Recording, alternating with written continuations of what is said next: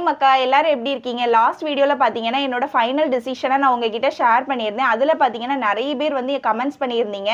அதாவது ஒரு சிலர் வந்து என்னோட ஒப்பீனியன் கரெக்ட் அப்படின்னு ஷேர் பண்ணியிருந்தீங்க. ஒரு சிலர் பாத்தீங்கன்னா கூட 1 வீக் வெயிட் பண்ணி நீ டிசைட் பண்ணு, இப்போ ரஷ்ல வந்து நீ டிசைட் பண்ணாத, கூட ஒரு 1 வீக் வெயிட் பண்ணு அப்படின்னு சொல்லிட்டு நீங்க வந்து ஷேர் பண்ணியிருந்தீங்க. பார்த்துக்கோங்க, உங்களோட எல்லா விஷயத்தையுமே நான் எடுத்துக்கிட்டேன், நான் எல்லாத்தையுமே லிசன் பண்றேன், எல்லா கமெண்ட்ஸையும் நான் வந்து ரெஸ்பெக்ட் பண்றேன். இது ஒவ்வொருத்தரோட வியூவா நான் பார்க்குறேன். பார்த்துக்கோங்க, எனக்கு வந்து ஆனால் நான் அந்த வீடியோலேயே உங்ககிட்ட சொன்ன மாதிரி டிசிஷன் இஸ் மைண்ட் ஃபைனலா அப்படின்னு. ஆனால் இப்போ வரைக்கும் பார்த்தீங்கன்னா நான் எடுத்த டிசிஷனில் வந்து நான் ரொம்பவே ஸ்ட்ராங்காக இருக்கேன். அதுக்கான காரணம் என்னன்னா, நீங்கள் டிஎன்பிஎஸ்சியில் ஒர்க் பண்ணுற ஸ்டாஃப் எல்லாரும் இந்த மாதிரி ரிப்ளை கொடுத்துருக்காங்க அப்படின்னு சொல்லிட்டு நீங்கள் போயிட்டு யூடியூப்பில் சர்ச் பண்ணி பாருங்கள்.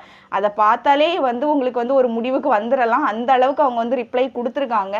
கொஞ்சம் கூட மாணவர்கள் மேலே அக்கறையே இல்லாமல் அவங்க எந்த அளவுக்கு பேசியிருக்காங்க அப்படிங்கிறது நீங்கள் அந்த வீடியோ பார்க்கும்போதே உங்களுக்கு தெரியும். நீங்கள் வந்து யூடியூப்பில் போய் சர்ச் பண்ணி பாருங்கள். எனக்கு தெரிஞ்சு எல்லாரும் பார்த்துருப்பீங்க.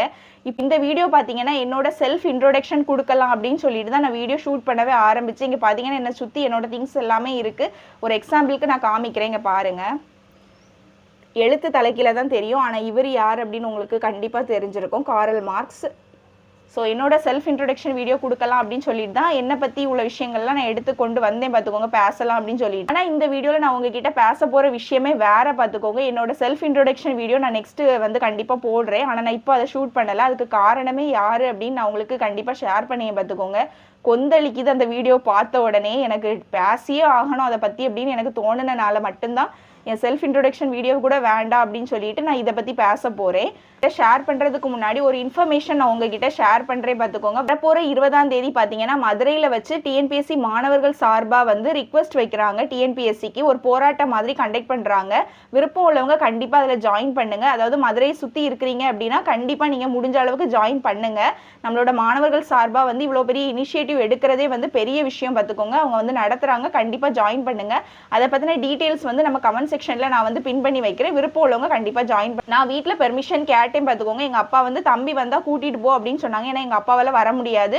தம்பி வந்தால் கூட்டிகிட்டு போ அப்படின்னு சொன்னாங்க. ஏன்னா தனியாக எனக்குலாம் போக தெரியாது மதுரைக்கெல்லாம். ஸோ என்னோட தம்பி வந்தால் கூட்டிகிட்டு போன்னு தான் அவங்க சொல்லியிருந்தாங்க.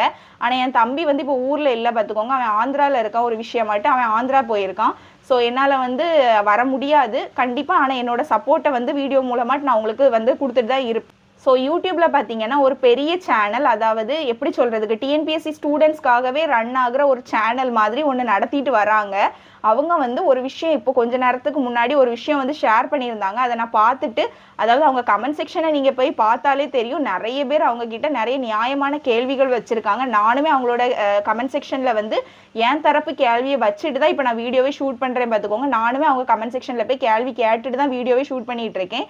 என்ன விஷயம் அப்படின்னு பார்த்தீங்கன்னா, அந்த பர்சன் வந்து பேச ஆரம்பிக்கும் போதே எப்படி ஆரம்பிச்சிருந்தாங்க அப்படின்னா, இந்த வீடியோவை நான் வந்து நல்லா யோசிச்சு தான் நான் பேசுகிறேன் அப்படின்னு ஆரம்பிச்சிருந்தாங்க. பார்த்துக்கோங்க, நீங்கள் எந்த அளவுக்கு யோசிச்சு பேசியிருக்கீங்க அப்படின்னு என்னால் புரிஞ்சுக்கவே முடியலை. நீங்கள் பேசினதை வச்சு நான் சொல்லுறேன்.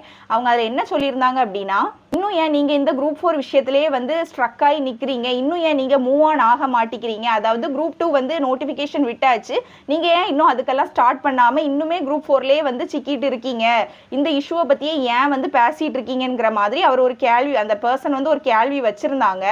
எனக்கு உங்ககிட்ட ஒரு கேள்வி, நாங்கள் எல்லாருமே சூப்பராக ரெடியாக இருக்கோம். நெக்ஸ்ட் குரூப் 2 வந்து படிக்கிறதுக்காக, குரூப் 2 வந்து ஃபார்வர்டாக படிக்கிறதுக்காக நாங்கள் ரெடியாக இருக்கோம். எங்களுக்கு நீங்கள் சோர்ஸ் கொடுங்க. அதாவது நீங்கள் சொல்கிறீங்க பார்த்தீங்களா, எதுக்கு ஸ்ட்ரக் ஆகி நிற்கிறீங்க அப்படின்னு நீங்கள் ஒரு கேள்வி கேட்குறீங்க பார்த்தீங்களா, எதுக்கு ஸ்ட்ரக் ஆகி நிற்கிறோம் அப்படின்னா, ஃபர்தராக நாங்கள் படிக்கணும் அப்படின்னா எங்களுக்கு சோர்ஸ் இல்லை, அதனால தான் நாங்கள் ஸ்ட்ரக் ஆகி நிற்கிறோம். எங்களுக்கு எக்ஸாம் கடினம் அப்படிங்கிறது எங்களுக்கு பிரச்சனையே கிடையாது. எக்ஸாமில் கேட்கப்பட்ட கேள்வி வந்து எங்கேருந்து கேட்டாங்கன்னே தெரியலைங்கிறது தான் எங்கள் பிரச்சனை. அப்படிங்கிறதுனால எங்களுக்கு சோர்ஸ் இருந்தால் தானே நாங்கள் வந்து ஃபார்வர்டாக படிக்க முடியும். எப்படி நாங்கள் படிக்கிறதுனே தெரியாமல் இருக்கிறோம். கரெக்டாக? ஸோ ஏன் நீங்கள் ஸ்ட்ரக் ஆகி நிற்கிறீங்க அப்படின்னு நீங்கள் கேட்குறத பார்த்தா எனக்கு வந்து சிரிப்பாக இருக்குது. நீங்கள் ஒரு ப்ராப்பராக ஒரு டிஎன்பிஎஸ்சி ரிலேட்டடாக ஒரு சேனல் ரன் பண்ணிட்டு இருக்கீங்க. உங்களுக்கு கண்டிப்பாக தெரியும் நாங்கள் ஏன் ஸ்ட்ரக்காக நிற்கிறோம் அப்படிங்கிறது. தெரிஞ்சுக்கிட்டே நீங்கள் இப்படி ஒரு கேள்வி எழுப்புறீங்க அப்படின்னா நீங்கள் அதை கூட பொறுத்துப்பேன். பார்த்துக்கோங்க, அவங்க இவ்வளோ தூரம் பேசினதை கூட நான் வந்து பொறுத்துப்பேன். பார்த்துக்கோங்க. ஆனால் இன்னொரு விஷயம் அவங்க சொன்னாங்க, அவங்க ஒரு விதமாக எக்ஸாம் வந்து அவங்க ஒரு விதமாக எக்ஸாம் பேட்டர்ன் வரணும் அப்படின்னு எதிர்பார்த்தாங்க. ஆனால் அந்த மாதிரி வராத உடனே எல்லாருமே வந்து எக்ஸாம் கஷ்டம் அப்படின்னு அவங்க சொல்லுவாங்க அப்படின்னு சொல்லிட்டு ஒரு ஸ்டேட்மெண்ட் வச்சுருந்தாங்க.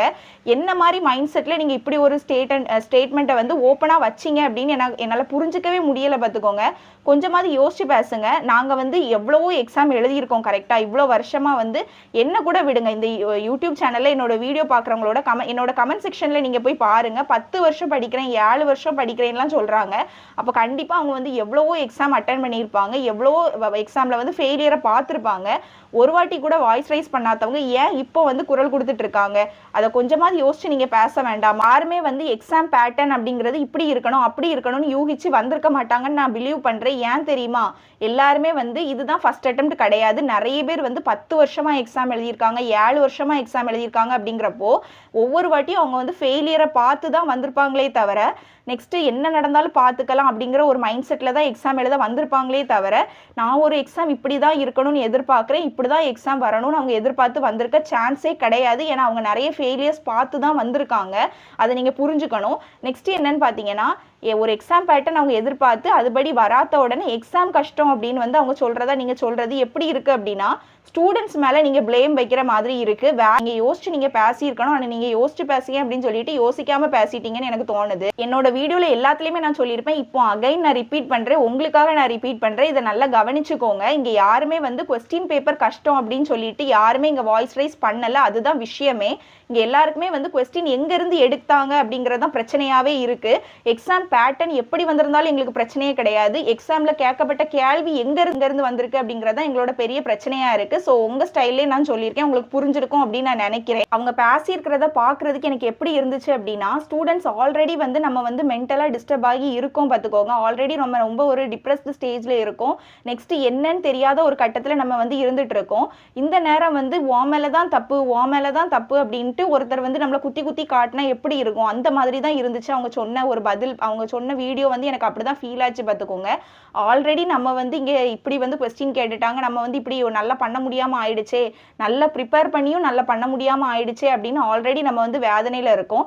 அந்த நேரம் வந்து நீங்கள் ஒரு எக்ஸாம் பேட்டர்னை எதிர்பார்த்தீங்க, அந்த ஸ்டைலில் எக்ஸாம் வராத உடனே நீங்கள் ப்ளேம் பண்ணுறீங்க அப்படிங்கிற மாதிரி ஒரு வீடியோ வந்துச்சு அப்படின்னா உங்களுக்கு எப்படி இருக்குமோ அப்படிதான் எனக்கும் இருக்குது. அந்த கோவத்தை, அந்த ஆதங்கத்தை தான் நான் இந்த வீடியோ மூலமாக உங்கள்கிட்ட ஷேர் பண்ணிட்டு இருக்கேன். மாதிரி பார்த்தீங்கன்னா டிஎன்பிஎஸ்சி ஸ்டாஃப் எல்லாருமே எந்த மாதிரி வந்து பதில் கொடுத்துருந்தாங்க அப்படின்னு சொல்லிட்டு வீடியோ பார்க்குற வந்து எல்லாருமே கண்டிப்பாக அந்த வீடியோஸ் எல்லாம் பார்த்துருப்பீங்க. நானும் பார்த்தேன் பார்த்துக்கோங்க. அவங்க சைட்லேருந்து என்ன சொல்லியிருந்தாங்க அப்படின்னா, ஸ்டாஃப் வந்து என்ன மாதிரி சொல்லியிருந்தாங்க அப்படின்னா, இந்த வாட்டி கஷ்டமாக வந்திருந்தா என்ன, ஒரு வாட்டி கஷ்டமாக வந்தால் என்ன, நெக்ஸ்ட் டைம் நீங்கள் நல்லா பண்ணுங்கள், நெக்ஸ்ட் டைம் நீங்கள் படிங்க. அதாவது எல்லாருமே அதான் சொல்லுவாங்க. இந்த வாட்டி கஷ்டமாக வந்தால் என்ன, நெக்ஸ்ட் டைம் நல்லா படிங்க, நெக்ஸ்ட் டைம் வந்து உள்ள எக்ஸாமை ஃபோக்கஸ் பண்ணுங்க அப்படின்னு சொல்கிறாங்க. அப்போ இந்த வாட்டி உள்ளதுக்கான நீதி என்ன? இந்த அநீதிக்கு எங்களுக்கு நீதியே கிடைக்காதா? அது மட்டும் இல்லை, இந்த வருஷம் எங்களுக்கு போச்சு அப்படிதானே. நிறைய பசங்க வந்து இந்த ஒரு வாட்டி எனக்கு சான்ஸ் தாங்க, இந்த வாட்டி கண்டிப்பாக நான் வேலை எடுத்துருவேன், இந்த ஒரு வாட்டி என்னை நம்புங்க அப்படின்னு சொல்லிட்டு பேரண்ட்ஸ்ட்டு எப்படியோ கெஞ்சி இந்த எக்ஸாமை வந்து கடைசி எக்ஸாமாக பார்த்தவங்களுக்கான பதில் என்ன நீங்கள் சொல்ல போகிறீங்க அப்படிங்கிறது தான் என்னோட கேள்வியாக இருக்குது. உங்களுக்கு வந்து இது வெறும் எக்ஸாமாக இருக்கலாம், எங்களுக்கு இதுதான் வாழ்க்கை அப்படிங்கிறப்போ நாங்கள் நெக்ஸ்ட்டு எப்படி ஃபார்வேர்டாக போகிறது அப்படின்னு தெரியல. அதில் நிறைய பேர் நியாயமாக கேள்வி வச்சுருந்தாங்க. அப்போ குரூப் 2க்கு நாங்கள் என்ன படிக்கணும்னு சொல்லுங்கள், குரூப் 2க்கு வந்து தமிழுக்கு வந்து ஒரு சோர்ஸ் சொல்லுங்கள், குரூப் 2க்கு என்ன தான் படிக்கிறதுன்னு சொல்லுங்கன்னு கேட்டதுக்கு கூட ஒரு காம்படிட்டிவ் எக்ஸாமுக்கு நீங்கள் வந்தீங்கன்னா இந்த மாதிரி தான் கேள்வி இருக்கும் அப்படின்னு நீங்கள் வந்து சொல்கிறது எந்த மாதிரி ஒரு மைண்ட் செட்டில் பேசுகிறீங்கன்னே புரிஞ்சுக்க முடியல. நீங்கள் ஆல்ரெடி வந்து இப்போ வேலையில் தான் இருக்கீங்க கரெக்டாக. நீங்கள் இந்த மாதிரி பேட்டர்னில் தான் எக்ஸாம் எழுதி நீங்கள் ஜாப் எடுத்தீங்களா? இவ்வளோ நாள் அப்படி இல்லை தானே, பேட்டர்னே இந்த மாதிரி இல்லை தானே. அப்போ திடீர்னு இவங்க ஒரு ஸ்ட்ரக்சரில் வந்து கொண்டு வராங்க அப்படின்னா அதுக்கு கண்டிப்பாக அவங்க சோர்ஸ் சொல்லி தான் ஆகணும். அப்போ தான் நாங்கள் வந்து நெக்ஸ்ட் ஃபார்வேர்டாக போக முடியும். இந்த மாதிரி பதில் வந்து டிஎன்பிஎஸ்சி சைடில் இருந்து தான் வருது அப்படின்னு பார்த்தா இங்கே பார்த்தீங்கன்னா யூடியூப்பில் வந்து அதாவது நிறைய பேர் வந்து இந்த சேனலை நம்புவாங்க கரெக்டாக. மாணவர்கள் எல்லாருமே வந்து இவங்களை பிலீவ் பண்ணி இவங்க கிட்ட வந்து டெஸ்ட் பேட்ச் ஜாயின் பண்ணி இவங்களை ஃபாலோ பண்ணி படிக்கிறவங்க நிறைய பேர் இருப்பாங்க கரெக்டாக. என்ன நம்பிக்கையில் இனிமேல் உங்ககிட்ட வந்து படிப்பாங்க. ஒரு பிரச்சனைனா நீங்கள் வந்து சப்போர்ட்டாக கூட நிற்கல, அட்லீஸ்ட் சப்போர்ட் பண்ணலைன்னா கூட நீங்கள் வந்து நீ உன் மேலே தான் தப்புன்னு சொல்லாமையாவது இருக்கலாம் கரெக்டாக. நீங்கள் சப்போர்ட்டும் பண்ண மாட்டேங்கிறீங்க, சரி சப்போர்ட் பண்ணாட்டா சும்மாவாவது இருக்கலாம், அப்படியும் நீங்கள் பண்ண மாட்டேங்கிங்க அப்படின்னு இந்த மாதிரி சேனல்ஸ் கிட்ட நானே பார்த்தீங்கன்னா நிறைய வாட்டி வந்து வாய்ஸ் அவுட் பண்ணுங்க, நீங்கள் கொஞ்சம் வாய்ஸ் அவுட் பண்ணுங்க அப்படின்னு சொல்லிட்டு என்னோட வீடியோவில் வந்து நான் நிறைய ரிக்வெஸ்ட் வச்சிருந்தேன் பார்த்துக்கோங்க. ஃபைனலாக இப்போ எனக்கு என்ன தோணுது அப்படின்னா, நீங்கள் வாய்ஸ் அவுட் பண்ணலைன்னா கூட பரவாயில்ல, வாய்ஸ் அவுட் பண்ணுறேன் அப்படிங்கிற பேரில் வந்து எதையாவது பேசணுமேன்னு சொல்லிட்டு பேசி வந்து ஸ்டூடெண்ட்ஸை வந்து காயப்படுத்தாமல் இருந்தீங்க அப்படின்னா நல்லா இருக்கும். ஆல்ரெடி இங்கே எல்லாருமே பயங்கர டிப்ரெஸ்டான ஸ்டேஜில் தான் இருக்கும். அடுத்து என்ன வாழ்க்கையில் அடுத்து என்னன்னே தெரியாத கட்டத்தில் தான் நின்றுட்டு இருக்கோம். அப்படி நிற்கிற ஒருத்தர்கிட்ட வந்து நீங்கள் மறுபடியும் வார்த்தையால் காயப்படுத்துறீங்க அப்படிங்கிறது ரொம்ப பெரிய பெரிய தப்பான விஷயம். ஸோ அந்த தப்பான விஷயத்த பண்ணாதீங்க அப்படின்னு நான் வந்து ரிக்வெஸ்ட் வைக்கிறேன். பார்த்தீங்கன்னா அவங்களோட லைவ் எல்லாம் ஃபாலோ பண்ணி படிச்சிருக்கேன் பார்த்துக்கோங்க. அதாவது இந்த சேனலில் வந்து லாஸ்ட் டைம் வந்து லைவ் எல்லாம், அதாவது லாஸ்ட் டைம் எக்ஸாமுக்கு கொஞ்ச நாளைக்கு முன்னாடி வந்து லைவ் எல்லாம் கண்டக்ட் பண்ணிட்டு இருந்தாங்க, கொஸ்டின்ஸ் எல்லாம் கேட்டுட்டு இருந்தாங்க. அதை நானுமே ஃபாலோ பண்ணிட்டு தான் இருந்தேன் பார்த்துக்கோங்க. இந்த மாதிரி ஒரு சேனல் இப்படி வந்து கொஞ்சம் கூட ரெஸ்பான்சிபிலிட்டி இல்லாமல் ஒரு இர்ரெஸ்பான்சிபிளாக ஒரு விஷயத்த வந்து பேசுகிறாங்கிறப்போ சத்தியமாக தாங்கிக்கவே முடியலை. அதனால தான் இந்த வீடியோவே நான் வந்து ஷூட் பண்ணது. நான் உண்மையாகவே செல்ஃப் இன்ட்ரோடக்ஷன் வீடியோக்காக தான் வீடியோவே ஷூட் பண்ணி இங்கே பார்த்தீங்கன்னா என்னோட திங்ஸ் எல்லாமே இருக்குது. ஸோ நெக்ஸ்ட் வீடியோவில் நான் கண்டிப்பாக என்னோட செல்ஃப் இன்ட்ரோடக்ஷன் வீடியோ கொடுக்குறேன் பார்த்துக்கோங்க. ஸோ பாய், நெக்ஸ்ட் வீடியோவில் பார்ப்போம்.